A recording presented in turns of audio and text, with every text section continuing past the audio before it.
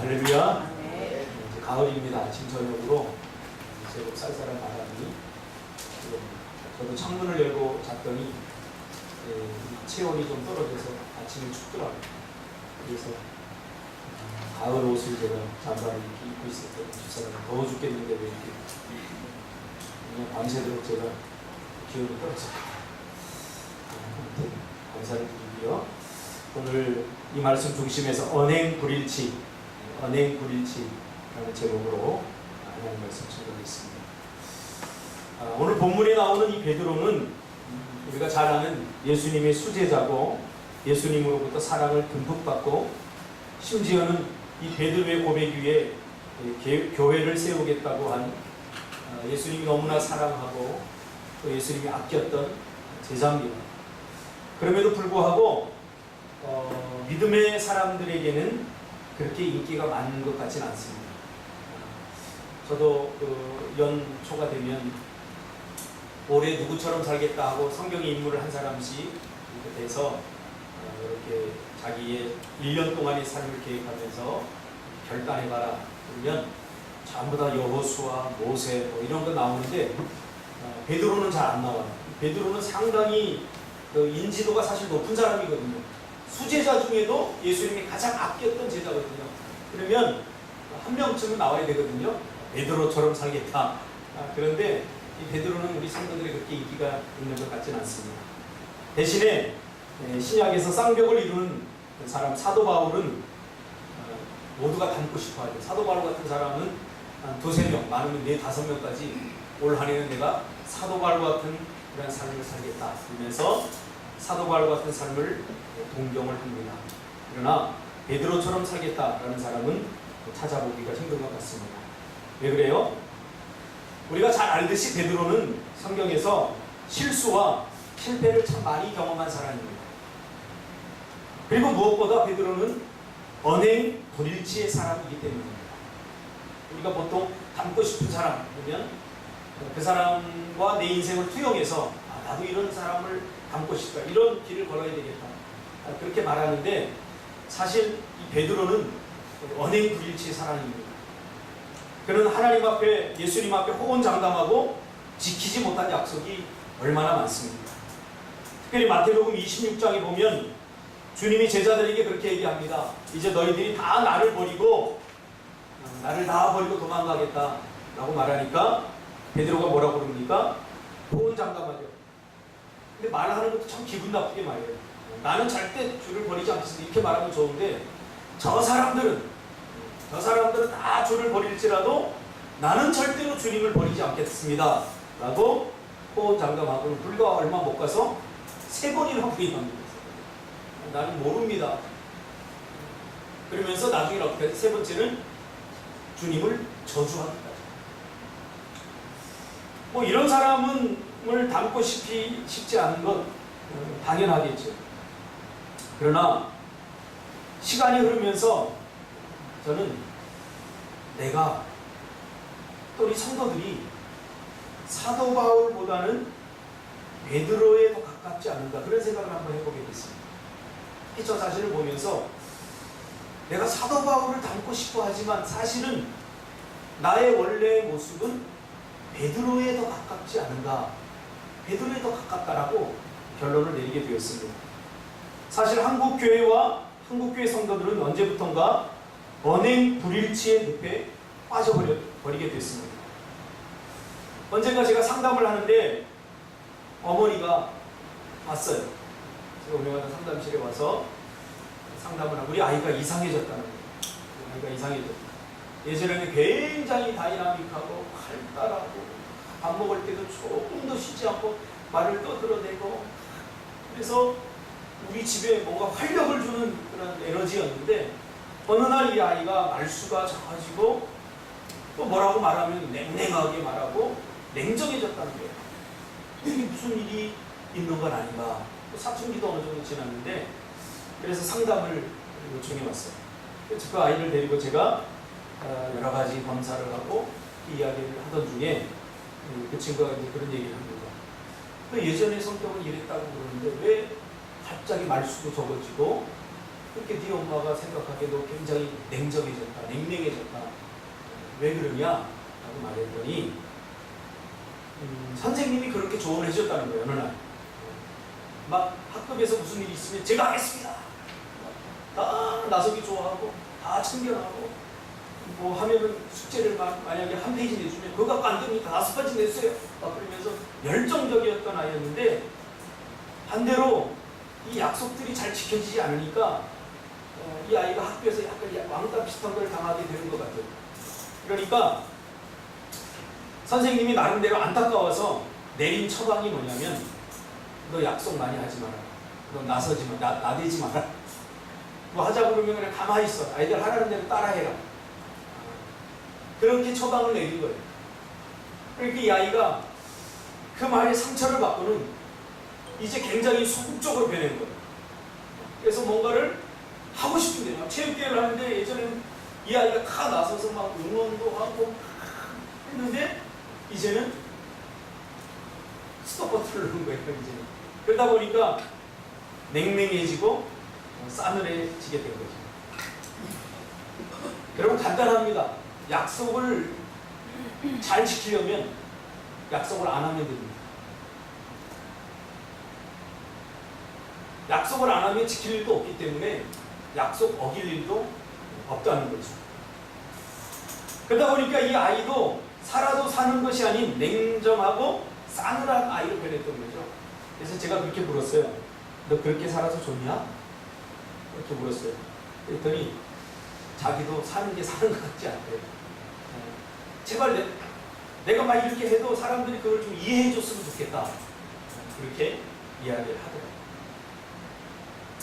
사실 말을 많이 하고 또 약속도 안 지켜보면서 공수표도 날려보면서 우리가 삶을 배워나가는 걸 아니겠습니까? 사람은 실수하고 실패하면서 배우는 거예요. 그래서 미국 같은 경우나 이 서양 국가에서는 사실 교육의 핵심이 뭐냐면 실수해도 그 실수에 얽매이지 않고 또 다시 새롭게 출발할 수 있는 기회들을 많이 주는 거예요. 근데 사실은 우리나라가 교육은 실수라면 거기서 끝이에요. 될 수 있으면 실수를 안 하려고 해요. 그러다 보니까 분위기가 좀 냉랭하고 딱딱해질 수 있다는 거죠. 사실 언행일치 참 좋은 말이죠. 성경에도 비슷한 말이 있어요. 그러나 이 언행일치란 말은 사실 유교적 발상에서 나오는 이야기예요. 말하는 대로 살라는 거죠. 근데 성경에도 영혼 없는 몸이 죽은 것 같이 행함이 없는 믿음은 죽은 믿음이다. 행함을 강조하고 있지만 우리가 가만히 그것을 분석해보면 언행일치를 강조하는 것은 아닙니다. 사실. 근데 어떤 목사님이 설교하는데 행함을 강조하면서 우리가 언행, 말하는 것과 행동하는 것이 같아야 된다. 이게 그리스도입니다. 라고 말하고 있어요. 근데 그 예수님이 단 한 번도 그렇게 말한 적이 없어요. 물론 우리가 언행일치적 삶을 살아야죠. 최선을 다해서. 그러나 성경은 우리에게 언행일치가 진리다라고 말한 적은 없다는 사실이죠. 그러니까 제가 교회에서도 이렇게 일을 하면서 보면 많은 사람들이 전면에 나서서 일을 하려고 하지 않아요. 왜 그러냐면 자꾸 욕하니까. 뭐 이렇게 시켜놨으면 밀어주고 함께 해주고 막 같이 이걸 뭔가를 해나가야 되는데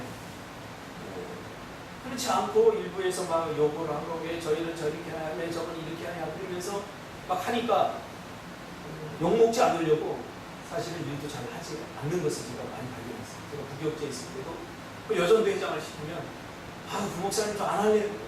왜요? 하면 힘들어요. 뭐가 힘드냐고. 그러니까 사람들이 얼마나 말이 많은지 가타부타 말이 많아요. 그러니까 자꾸 할 일도 못하게 되고 자꾸 처지고 축소된다는 거예요. 소외돼. 여러분 교회는요 말이 많은 것입니다. 또 성도는 또 말이 많은 사람들입니다. 그럴 수밖에 없어요. 왜냐하면 하나님께서 말씀으로 세상을 창조했기 때문에. 그리고 신앙생활은 약속을 많이 해야 되는 거예요. 왜? 하나님께서 우리에게 약속을 많이 해주셨잖아요. 그 약속을 붙잡고 살다 보니까 우리도 약속을 많이 할 수밖에 없어.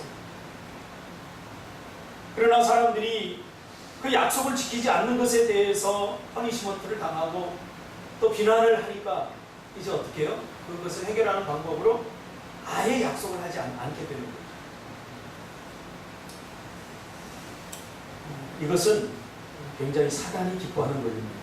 오늘날 한국교회는 세상으로부터 이런 언행 불일치의 습격을 받고는 지금 굉장히 한국교회가 위축되고 축소되고 소극적으로 변해가고 있습니다. 한국교회 성도들도 마찬가지예요. 이번에도 인천에서 동성애자들 퀴어 축제를 한다고 하니까 반대를 했다는 거죠. 근데 신문에 보니까 기독교인들 혹은 보수단체들 이 반대를 했다. 이렇게 언론에 나왔어요. 근데 그것에 참여했던 우리 희수 동생 직접 참여했었대요. 그래서 반대하고 가서 보니까 사실은 기독교 단체나 보수 단체는 뒤에서 이렇게 서 있었고 그 지역 마을 주민들이 다 나서서 막 던지고 막 이렇게 싸웠다는 거예요. 근데 언론에는 그렇게 하는 거죠. 그러니까 세상 사람들에게 우리 기독교인들은 사실은 눈에 가시 같은 뭔가 조금만 뒤집만 잡아도 쟤네들 뭐 언행 불일치의 사람들이야. 이렇게 꼬투리 잡기 위해서 지금 혈안이 되어 있다는 거죠. 또 얼마 전에 기독교 윤리실천운동본부에서 우리 예수 믿는 사람들을 대상으로 조사를 했어요. 조사를 했는데 세상 사람들 우리를 신뢰하지 못하는 이유 중에 하나가 뭐냐면 언행 불일치 때문이다. 이렇게 나왔어요. 그러니까 예수 믿는 사람들은 말은 번듯하게 하는데 거기에 따른 행동은 별로 하지 않아. 그래서 예수 믿는 사람들과 교회는 믿을 수 없다. 이렇게 대부분의 사람들이 그렇게 생각을 한다는 거예요.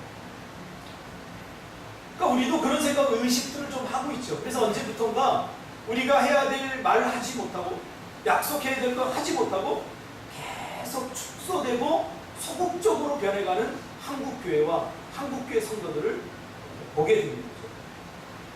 제가 어릴 적 신앙생활 할 때만 해도 많은 사람들이 얼마나 은혜 받고 눈물을 흘리고 하나님 앞에 제가 하겠습니다. 그랬던 적이 있어요. 그런데 목회를 점점 하면서 점점 소극적으로 변해가는 것을 또 수동적으로 변해가는 것을 제가 발견하게 됩니다. 그러니까 과거에는 확실한 믿음을 가지고 예수 천당 불신지역으로 외쳤어요. 그런데 전도하면 예수 믿으면 잘 된다. 예수 믿으면 뭐 이런 하나님께서 은혜를 베푸신다. 이런 확신을 가지고 전도를 했는데 요즘 전도하는 것을 제가 이렇게 가만히 보니까 성도들이 어떻게 전도하나 보니까 그 복음이나 이런 것을 하나 갖고 교회 한번 와봐. 좋아. 우리 목사님 말씀 좋아. 들으면 좋지 뭐. 이렇게 후퇴 하다 보니까 기도도 마찬가지예요. 기도도 성경에서는 반드시 해야 되는 걸로 말씀하고 있지만 기도하면 좋아. 왜? 기도하라고 하면 성도들이 좀 싫어하고 그러니까 이게 조금 변질된 거예요. 그래서 뭐 기도하면 좋으니까 한번 해봐. 한번 해볼 문제가 아니거든요. 반드시 하나님 하라고 했거든요. 제가 좋아하는 그 신대원 다닐 때 은사님이 설교하는 것을 이번 주 제가 들었어요. 하도 오랜만에 목사님 제가 학교 다닐 때 채플 시간 은혜를 많이 받아서 그 목사님 설교를 한번 들어보자 이렇게 들었는데 이분이 자신의 과거의 모습을 솔직하게 고백하는 것을 제가 들었습니다. 이 목사님은 과거에 약속을 많이 하거나 결단을 많이 하면 지키지 못할 것이 분명하기 때문에 가능한 한 말을 가장 적게 하고 약속을 적게 하고 모든 일에 소극적으로 참여하고 분위기 봐서 적당하게 약속하고 참여했다는 거예요. 근데 제가 보기에도 그 목사님 그랬어요.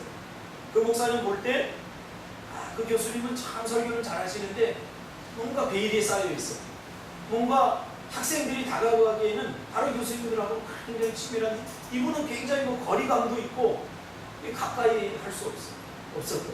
그래서 한 번은 성적이 잘 안 나와서 따지러 가고 싶은데 뭔가 냉랭하고 이분한테 가면 절대로 안 돼 그럴 것 같아요. 그래서 사실은 점수가 그게 맞긴 맞아요. 제가 출석을 사정이 있으면 2번 빠졌기 때문에 그 출석 점수가 떨어졌어요.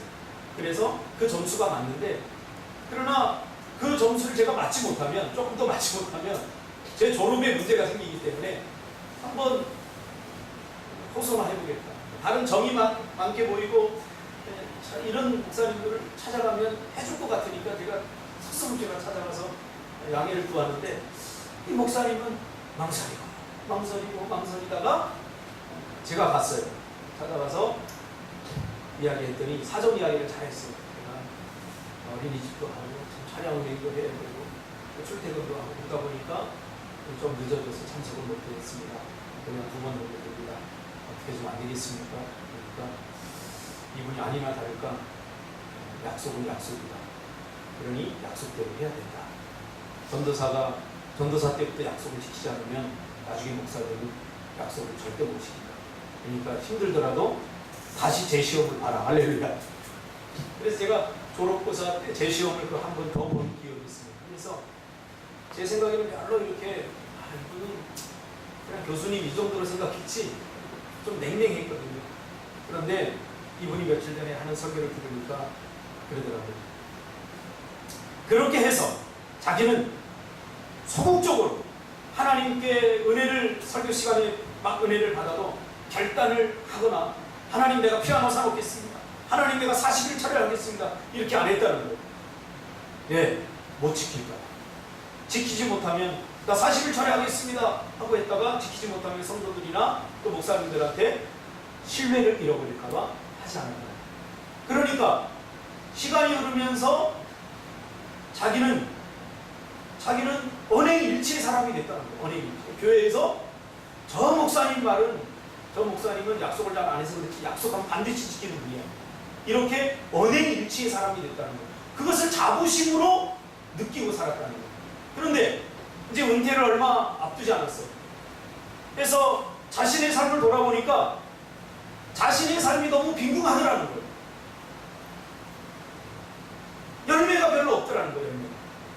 그러면서 눈물 흘리면서 그런 기도를 합니다. 그때 내가 지키지 못할 약속이라도 그때 마음은 뜨거웠고 그때 하나님의 은혜에 감사했는데 그때 하나님 앞에 뭔가 결단하고 발버둥 쳤으면 자신의 삶이 더 풍성해지지 않았을까. 자기를 좋아하는 제자들을 이렇게 꼽아보니까 딱 2명이라는 거예요. 딱 2명. 근데 한 사람은 저 캐나다에 가 있고 한 사람은 인천에 가 있고. 너무 자신을 숨긴 거죠. 그러면서 자신이 60이 넘어서 이제 은퇴를 앞두고 하니까 이제야 내가 영적으로 좀 철이 들은 것 같다. 그런 이야기를 하더라고요. 오늘 본문에 예수님이 자신이 예루살렘으로 올라가 장로들과 대제사장들과 서기관들에게 많은 고난을 받고 죽임을 당하고 3일 만에 살아나야 할 것을 제자들에게 말하자 오늘 베드로가 뭐라고 이야기합니까? 22절에 베드로가 예수를 붙들고 항변하여 이르되, 또 나서는 거예요. 말쟁이가 또 나서는 거예요. 그리 마옵소서 이 일이 주께 결코 미치지 아니하리이다. 그러면서 23절에 예수님이 뭐라고 그럽니까? 사단아 내 뒤로 물러가라. 너는 나를 넘어지게 하는 자로다. 내가 하나님의 일을 생각하지 아니하고 도리어 사람의 일을 생각하는구나. 원문을 보니까 붙들고, 그 말은 세게 밀쳤다는 거예요. 베드로가 예수를 붙들고 항변했다. 그 말은 뭐냐면 예수님이 나 이제 죽어 라고 말하니까 베드로가 딱 확 밀치면서 그러지 말라 라고 항변했다. 이 항변했다라고 하는 말을 원문에 보니까 확 밀치면서 자중하라 라고 되어 있는데 원문을 보니까 히브리어가 우리나라 말과 조금 비슷해요. 원문을 보니까 오늘의 언어로 표현해 보면 확 밀면서 뭐라고 그러면 예수님 나대지 마세요. 예수님 나대지 마세요. 아니 예수님 왜 죽습니까? 왜 그렇게 그런 말을 합니까? 나대지 마세요. 이렇게 하는 거예요. 베드로가 그렇게 했다는 거죠. 페트로스. 근데 예수님은 이 페트로스, 베드로의 위에 페트라, 그 반석 위에 페트라를 세우겠다, 교회를 세우겠다라고 말한 거죠. 그러니까 소위 말하면 허풍쟁이 위에 교회를 세우겠다는 말과 같습니다. 오늘 본문의 23절에 보니까 예수님께서 베드로에게 뭐라고 그래요? 너는 나를 넘어지게 하는 자로다. 이 넘어지게 한다라고 하는 말은 걸림돌이라는 겁니다. 그러니까 예수님은 베드로를 정확히 알고 있었던 거예요. 베드로는 허풍쟁이입니다. 그러나 또 한편으로는 반석이 되기도 합니다. 이 이중성을 베드로가 다 가지고 있었던 거예요.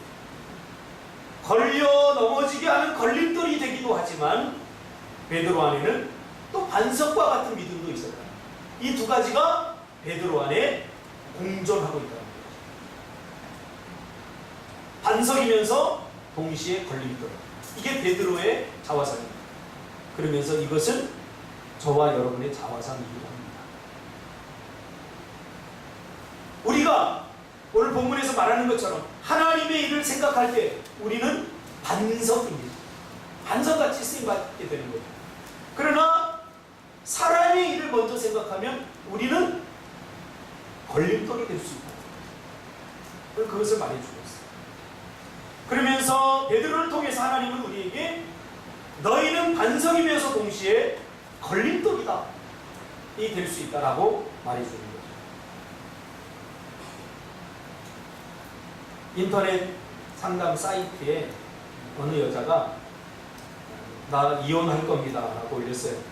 제가 제주도로 와서 상담할 기회가 크게 많지 않기 때문에 감을 잃어버리면 안 되기 때문에 제가 인터넷 상담 사이트를 몇 개를 이렇게 해놓고 제가 나 같으면 이럴 경우에 이렇게 상담하겠다. 또 요즘 상담의 흐름이 어떤가 이렇게 제가 분석하고 보는 몇 개 사이트가 있는데 그 중에 하나에 어떤 여자가 저 이혼할 겁니다 하고 공개 선언을 했더라고요. 그래서 이분이 어떻게 상담을 슈퍼바이저가 어떻게 상담을 하려고 하는가 제가 이렇게 봤어요. 그러면서 왜 도대체 이혼을 하려고 하느냐 제가 보니까 이따가 제가 깜짝 놀랐어요. 왜냐하면 문제가 없어요. 이 남편과 이 아내 사이에는 특별한 문제가 없어요. 뭐 남편이 이혼 사유에 큰 거 뭐 바람을 피웠다거나 불륜을 저질렀다거나 뭐 외도를 했다거나 뭐 성격 파탄자다거나 그런 것도 아니에요. 또 경제적으로 또 돈을 많이 벌지 못한다거나 그런 것도 아니에요. 대기업에 다니면서 남편이 돈을 잘 벌어요. 근데 도대체 왜 이혼을 하려고 하냐라고 상담자가 물어보니까 이 여자가 뭐라고 댓글을 남겨놨냐면 이 남자는 나를 뜨겁게 사랑하지 않아요. 자기는 지금까지 결혼해서 이 남자가 자기를 사랑하는구나 라는 느낌을 별로 받지 못했다. 특별히 문제가 없어요. 해달라는 거 다 해줘요. 그런데 너무 냉정하고 냉랭하다는 거예요. 그렇게 20년 이상을 살았다는 거예요. 그래서 내 남은 인생 나를 사랑하지도 않는 남자하고 더 이상 살 필요는 없겠다 해서 이혼을 하겠다고 결심을 했다는 거죠. 좀 이해가 갑니다. 사실 그런 부부들이 많아요. 사랑하지 않는데 어쩔 수 없이 살죠. 냉정하고 특별히 문제가 있는 거다. 좀 싸우며 살더라도 좀 투닥거리며 살더라도 뜨겁게 사랑하는 게 몰라요. 오늘 예수님이 완벽한 이 반석 같은 사람을 쓰지 않고 왜 베드로 같은 허물 많은 사람 말했다가 금방 어겨버리고 예수님이 물에 오니까 와 예수님이라고 뛰어갔다가 금방 의심해버리는 이런 불완전하고 이런 연약한 사람을 통해서 교회를 세우겠다고 하는가. 사실 저는 많이 궁금했던 내용 중에 하나거든요. 조금 더 완벽한 사람, 조금 더 모든 사람들이 공감할 수 있는 사람을 그 사람의 고백과 그 사람의 교회를 세우면 교회는 더 든든해지지 않을까요? 그러나 하나님은 예수님은 그렇게 하지 않았다는 거죠. 늘 불안한 반석 같은 그러면서도 때로는 걸림돌 같은 늘 불안한 이 베드로를 하나님께서 사용하셨다는 거죠. 그러면 왜 주님은 반석이요 걸림돌 같은 베드로 위에 교회를 세우겠다고 약속했는가? 언행일치에 사람 위에 세우지 않고 언행 불일치에 사람에게 세우겠다고 합니다. 첫 번째 이유는 사람에게 언행일치는 불가능하기 때문입니다. 우리가 언행일치를 주장하지만 주장하는 사람조차도 언행일치하는 사람은 없습니다.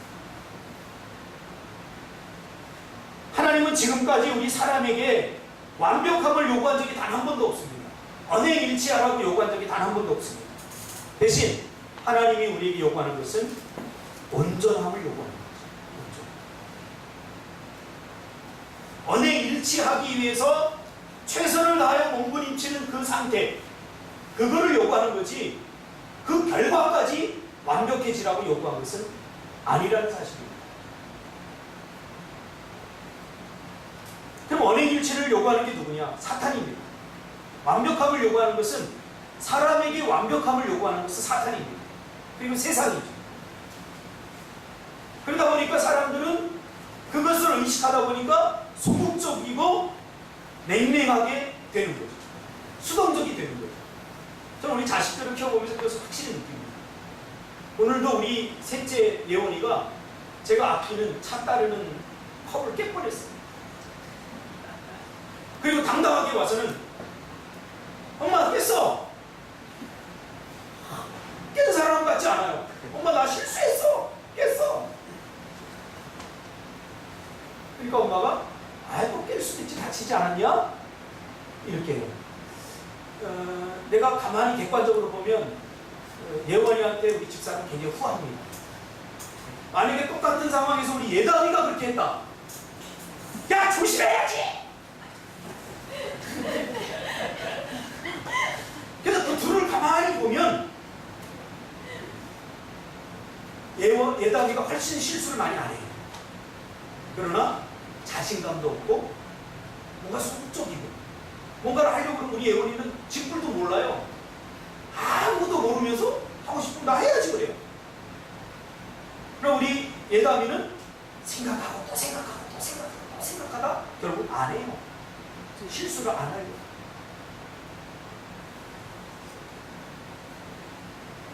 자, 하나님이 우리를 어떻게 볼까요? 하나님은 우리를 예원이처럼 봐요. 근데 사탄은 우리를 예담이처럼 자꾸 요구를 하는 거예요. 허니셔먼트. 오늘 왜 하나님께서 베드로 이렇게 허물 많고 이렇게 허풍쟁이 난 절대로 주님을 쟤네들 다 버려도 난 주님을 절대로 버리지 않아요. 그리고 막 저주까지 한 이 사람을 교회를 바치는 주축들로 하나님께서 사용하시냐 이 말이죠. 저는 이 설교를 준비할 때 정말 큰 의미를 받았어요. 그리고 우리 모두는 사도 바울보다는 베드로에 더 가깝다는 사실.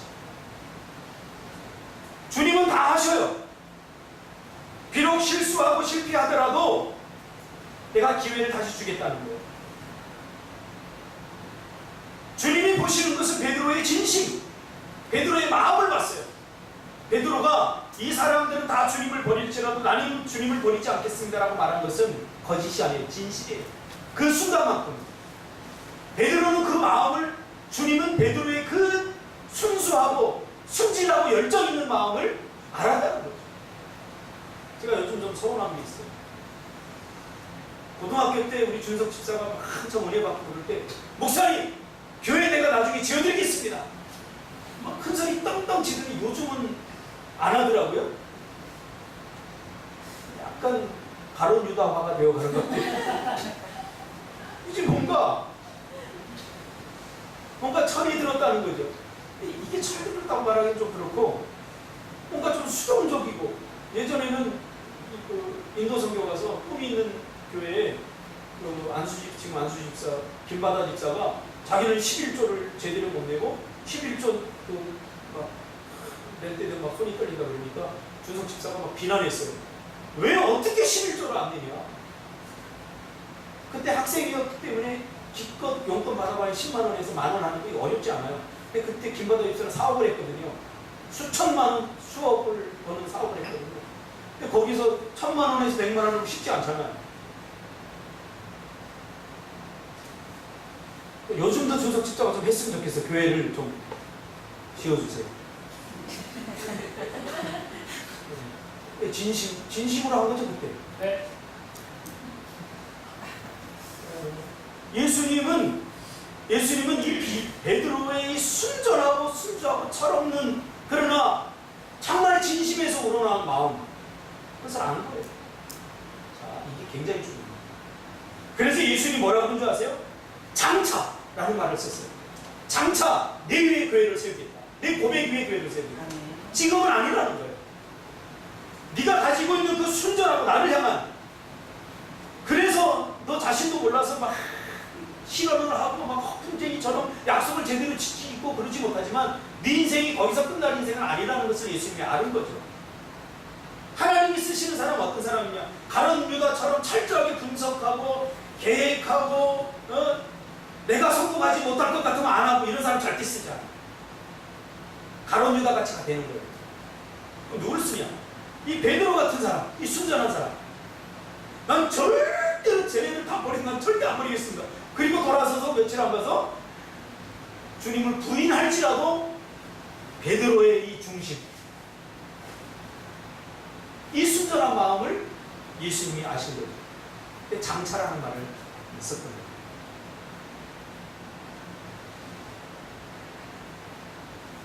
주님이 죽어서는, 오늘 본문에도 주님이 죽어서는 절대 안 됩니다. 이렇게 말하는 것이 베드로의 진심입니다. 주님을 위하는 진심. 주님은 그 마음을 받으신 것이죠. 이렇게 신앙은 한순간에 이루어지는 게 아니라 이렇게 신앙은 무르익어 가는 거예요. 그래서 제 은사 목사님은 지금 많은 사람들이 은혜를 끼치지만 목사님들이 설교하는 그 앞에 가서 예전에 한 기도 듣고 그럴 수 있다. 참 오늘 은혜 받았다. 이 정도로 끝나지 않고 설교를 들으면 결단한다. 결단하고 결심하면서 내가 새벽 40일을 내가 처리해야지. 내가 하나님 앞에 금식해야지. 내가 하나님 앞에 이렇게 헌금해야지 하면서 결단한다는 거예요. 써놓은 거 보면 지키지 못하는 것이 대부분일지라도 그래도 지금 한다는 거예요. 왜? 어차피 인간은 다 똑같아요. 다 지키지 못해요. 다 지키는 사람 어디 있어요? 누구를 향해서 비난하는, 너 왜 약속 안 지켰지? 사실 안 지켰나요? 그러니까 똑같은 사람들이 똑같이 지키지 못해서 서로 비난하는 거예요. 그 하나님이 우리를 어떻게 보냐 그 말이죠. 하나님 우리의 마음과 중심을 본다는 거예요. 어차피 지키지 못할 것이기 때문에 내가 지킬 것만 약속한다. 이런 가룟 유다족 근성이 아니라 은혜 받을 때 그 뜨거운 마음으로 내가 정말 한번 지켜보겠습니다. 그랬다가 열심히 최선을 다하다 지키지 못한 것은 다르다는 거예요. 하나님은 후자를 온전합니다라고 말해주고 있습니다. 오늘 한국교회는 이 뜨거움이 지금 사라지고 있어요. 저는 은혜를 순복음교회에서 받았어요. 제가 장로교, 대한예수교 장로교 합동측 교회 다녔지만 저희 어머니가 순복음 영향을 많이 받아서 어릴 적부터 저도 방언도 하고 받았어요. 제가 오살리 순복음 기도도 많이 가고 순복음 교회도 제가 여러 번 갔어요. 우리 어머니랑 같이 어릴 때 손잡고 가면 막 난리가 나요. 하나님 막 이럴 설교 끝나면 그냥 집 드리겠습니다. 막 수대매. 그게 제가 신기했어요. 집문서 바치겠다는 저렇게 저 사람들이 다 바치면 저 교회 얼마나 부자가 될까 막 그러면서 별 생각을 다 했어요. 근데 나중에 목사님이 그러더라고요. 다 안 바쳤다고. 그러나 하나님은 그 순간에 그들이 은혜 받고 하나님의 은혜에 감사하고 결단하고 고백한 그 중심을 하나님께서 기쁘게 여기십니다. 그 마음조차 없습니다. 이 여자가 왜 이혼하려고 하는지 저는 알았어요. 뭐 특별히 문제가 없어요. 그러나 한 번 더 사랑한다는 마음을 느끼니까 그게 사는 게 아니잖아. 제가 언젠가도 제가 읽었던 그 노희경 작가의 아무도 사랑하지 않는 유재라고 하는 그 책에 보면 이 여자가 그렇게 고백하잖아요. 자기 친구는 뜨겁게 사랑했다가 또 며칠 있다가 헤어지고 또 뜨겁게 사랑했다가 또 며칠 있고 굉장히 철없어 보였다는 거예요. 자기는 그렇게 사랑하지 않았다. 약속 시간에 대해서 딱 약속 시간 지켜서 나가고 또 헤어지자고 할 때 자기가 먼저 찾다는 거예요. 딱 눈치 봐서 이 남자가 나한테도 마음이 없다 그러면 자기가 먼저 찾다는 거예요. 그러니까 진정한 사랑을 한 번도 못 해본 거예요. 그러나 오늘 베드로는 정말 주님을 진정하게 사랑했죠. 그걸 어떻게 하는 줄 아세요? 베드로가 주님을 부인하고 다구기 전에 3번 부인하고 너무 미안하니까 주님한테 너무 미안하니까 이제 고향으로 가서 고기 잡는 일을 합니다. 그리고는 주님이 부활해서 다시 찾아뵙게 됩니다. 그래서 첫 번째로 묻죠. 준석 집사 같은 거, 준석 집사 예수님 같은 뭘 먼저 묻겠어? 뭐 싸가지 음식이야. 너 나를 절대로 버리지 않는다고 다른 사람 다 부인한다고 하더니 너 나를 왜 부인했어? 나를 저주까지 해? 너 그럴 수 있어? 라고 우리 보통 따지겠죠. 그러나 주님은 절대 그렇게 따지지 않고 딱 한마디 했어요. 내가 나를 사랑한다. 주님은 그런다니까요. 우리가 하나님 앞에 약속을 어기고 수많은 약속과 결단 속에서도 우리가 다 지키지 못하더라도 하나님은 그거 갖고 문제 삼지 않으실 때요. 지금도 여전히 사랑하는 이걸 물으시죠. 그러니까 베드로가 뭐라고 대답하는지 아세요? 저는 여기에 너무 은혜를 받았어요. 내가 주를 사랑하는지 주님 아시고. 이거는요, 뭐 말로 표현할 수 없는. 주님 아시잖아요. 내가 주님을 얼마나 사랑하는지 주님 아시잖아요. 이게 얼마나 은혜가 되는지 몰라요. 그러니까 베드로와 주님은 마음과 마음이 통한 거예요. 자신이 부족하고 연약해서 자신이 약속을 지키지 못하고 주님을 부인하고 배반했지만 그러나 주님을 뜨겁게 사랑하는 그 열정과 그 마음을 주님은 아시는 거죠. 그걸 안다는 것을 베드로도 알았던 거죠. 그래서 다른 말 하지 않고 주님이 네가 나를 사랑하느냐라고 물으니까 주님이 뭐라고 그래요? 베드로가 주님 아시잖아요. 제가 비록 주님을 배반하고 주님을 이렇게 버리고 했지만 내가 주님을 얼마나 사랑하는지 주님 아시잖아요. 뭐예요? 주님은 우리의 인간적 연약함을 비판하거나 저주거리로 삼지 않는다.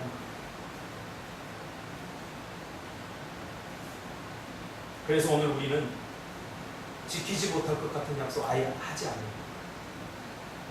라오디게아 같은 뜨겁지도 차지도 않은 교회가 되어가고 있는 거예요. 한국교회죠. 한국교회 성도들 맞아요. 뜨겁지도 아니하고 차지도 않은 교회가 돼요. 그저 적당히 중간에 있어서 분위기 봐서 뭔가 하는 거죠. 내가 1,000만 원 헌금하겠다고 했다가 못하면 이게 무슨 망신이야.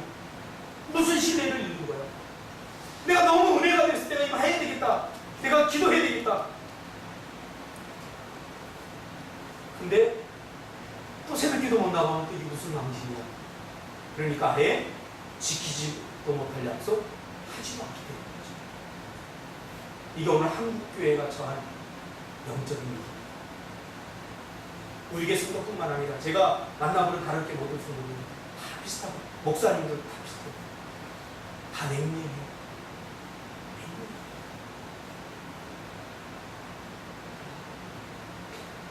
예전에 준석 집사가 목사님 나중에 내가 교회 지어주겠습니다 라고 말할 때 저는 100% 못 지어줄 거라고 제가 생각했습니다. 그러나 목사님을 내가 정말 사랑하는구나. 그 마음만은 제가 이 안에서 깊이 느꼈어요. 요즘은 그것도 안 해서 굉장히 힘듭니다. 주님도 마찬가지지 않을까요? 주님이 왜 힘들어할까요? 너무 가룟 유다적으로 우리가 변질되고 가고 있는 건 아닐까요? 너무나 세상적으로 철이 너무 빨리 들어서 이것은 내가 할 수 있고 이것은 내가 할 수 없고 미리 다 정해놓고 해보지도 않고 약속을 안 하니까 뭐 어길 일도 없잖아요. 너무 편하지 않습니까? 베드로는 용서받을 수 없는 죄를 짓고 사랑받을 수 없는 짓을 하고 용서를 받고 사랑을 경험하고는 베드로가 달라졌습니다. 이렇게 신앙생활은 무르익어 가요. 괜히 우리가 어린데 철든 것처럼 그렇게 할 필요가 없어요. 예수님 뭐라고 그래요? 베드로에게 음부의 권세가 이기지 못하도록 하겠다. 네가 땅에서 매면 하늘에서 풀리, 땅에서 풀면 하늘에서 풀리겠다. 이런 축복을 주셔야 합니다. 저도 지금까지 하나님 앞에 결단한 것들이 참 많았는데 돌아보니까 지킨 것보다 지키지 못한 게 너무 많아요. 그런데 그럼에도 불구하고 어제도 집사람하고 얘기했어요. 정말 하나님이 너무 나를 사랑하시고 나에게 은혜를 베풀어 주십니다. 이번에는 제가 노회 모임 때문에 노회장님 긴급하게 연락이 와서 제가 가서 노회 사람들과 서북 지역의 많은 목사님들과 만나서 이야기하면서 제가 그걸 깨달았어요. 내가 실수도 많이 하고 내가 참 부족하고 인간적으로 연약한 사람이지만 하나님께서 나를 기쁘게 여기시는 것은 그걸 자꾸 하겠다가 쥐뿔도 없어. 이번에도 내가 대안학교 한다고 또 소문이 나가지고 몇 사람들이 찾아와가지고 나한테 대안학교 듣기 어떻게 하는 거냐고 그래서 난 몰라요 그랬어요. 나도 모르니까 사실. 근데 그 사람들 보니까 뭐 철저하게 막 준비하고 있어요. 100% 못합니다. 또 어떤 사람들은 대부분은 내가 생각해보니까 나 같은 사람은 절대 못할 것 같아서 나는 너무너무 하고 싶지만 엄두를 내지 못해서 잘 못하는 거예요. 그래서 못하는 거예요. 나는 베드로에 가까워요. 저는 가끔 주님이 나타나면 저는 물 위로 뛰어들거든요. 근데 한참 가다가 혹시 빠지지 않을까 의심하고 좀 빠지기도 하거든요. 저 실수 많이 하거든요. 실패 많이 하거든요. 여러분도 잘 아시다시피 저는 이렇게 꼼꼼히 따지고 이렇게 해서 할 수 있을 것 같으면 저는 하지 않거든요. 여러분 저 봤잖아요. 주님이 하라고 그러면 그냥 아무것도 없어서 하거든요. 하나님은 그걸 참 기쁘게 여기시는 것 같아요. 기쁘게 여기시는 것 같아요. 여러분 베드로 같은 삶을 사시기 바랍니다. 사실은 우리가 사도 바울과 같은 완벽한 삶을 꿈꾸고 있지만 불가능합니다. 우리는 다 베드로예요. 중요한 건 뭡니까? 우리의 마음이 하나님 앞에 물을 때 보라마 네가 나를 사랑하느냐라고 부를 때 주님 아시잖아요. 정말 주님 사랑하는 거 아시잖아요. 베드로처럼 참 그런 고백을 할 수 있다면 우리가 신앙생활을 잘하고 있는 거 아닐까요? 그런 생각을 한번 해보겠습니다. 뭐 어떤 큰 열매 뭐 그런 거 없더라도 주님 아시잖아요. 저도 집사람하고 살면서 사실 우리 집사람은 여우형은 아니고 곰형입니다. 그래서 제가 약간 답답할 때가 좀 있어요. 이런 것은 여우처럼 김성자 목사님 와이프 여우처럼 해서 쫙 해주면 좋은데 곰이에요, 곰. 근데 저는 곰하고 참 결혼 잘했다라고 생각해요. 여우 같았으면 나하고 살까요? 이것저것 다 따지고 나한테 불리할 것 같으면 아마 결혼 안 했을 거예요. 아무것도 모르고 지금 목사가 많은 사람이 모르고 결혼한 것 같아요. 하나님이 보시는 성도는 여우 같은 성도가 아니라 곰 같은 성도. 이거라고 생각합니다. 기도하겠습니다.